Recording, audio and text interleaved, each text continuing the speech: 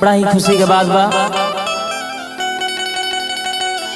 कि आज आप सबके भाई भोजपुरी गायक यानी गौतम एगो बड़ा ही सुंदर गीत लेके उपस्थित बानी। बगल में तबला पर संगत कर रहल बानी भैया प्रिंस बाबा जी जगर जोरा नहीं थे, और हमारे छोट पिताजी बेंजू बाबा ने रतन शर्मा जी, और आज हमने के बबुरा में विश्वकर्मा स्टूडियो में लाइव हो रहल बा।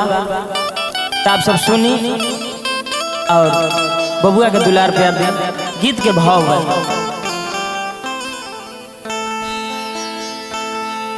हा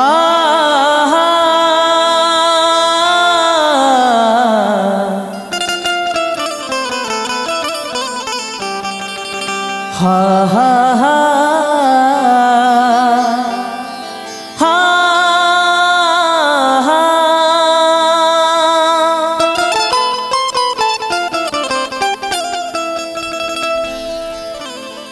एक जानी के नए नए शादी भइल बा, पति उनकर बाहर चल जाते रहे और अतिया वियोग में कह तारीका प्रिंस बाबा, अरे तू नहीं खो जानो ते घरवा,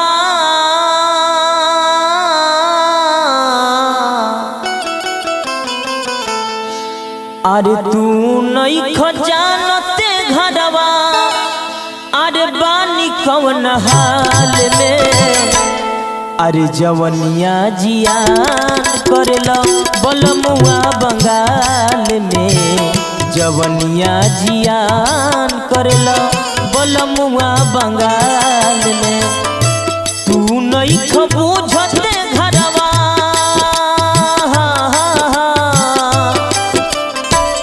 तू नहीं खबूझते घरवा, तू नहीं खबूझते घरवा, बानी कवन हाल में, जवनिया जियान करलो बलमुआ बंगाल में, जवनिया जियान करलो बलमुआ बंगाल में। ए राजा कहाँ बारो अपन दुख कतना सुनाई हो, ए सूरत समझावो।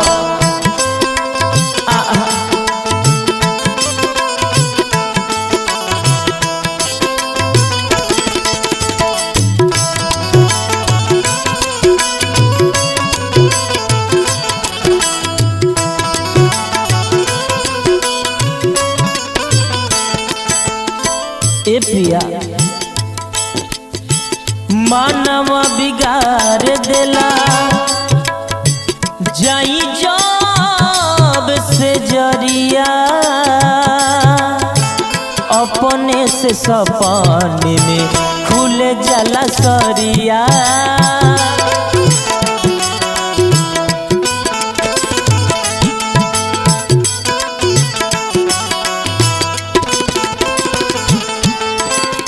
मनवा बिगाड़ देला, जाई जब से जरिया, अपने से सपने में खुल जाला सरिया,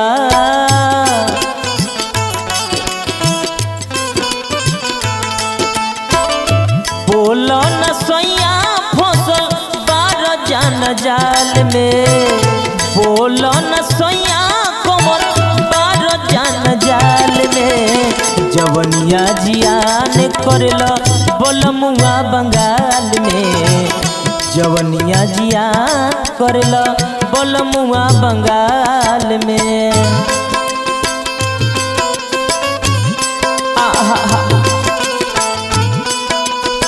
ये सजना तू बहरा बारो, ऐजा हम कैसे रहत तानी का कहूँ संदीप भैया।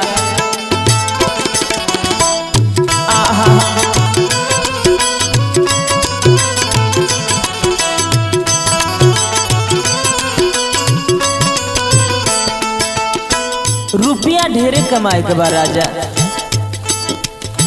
रुपया कमाए के बा 100 साल भर हो, में रही तो सूरज सागर हो।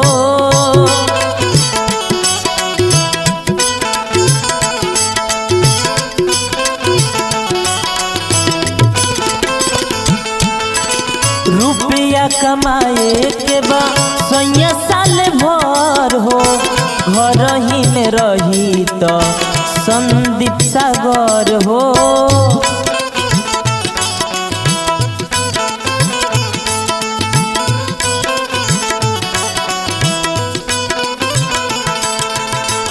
बगल के है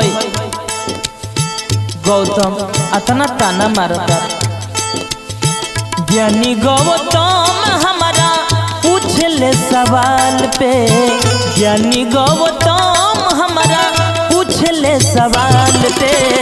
जवनिया जियान करलो बलमुआ बंगाल में, जवनिया जियान करलो बलमुआ बंगाल में।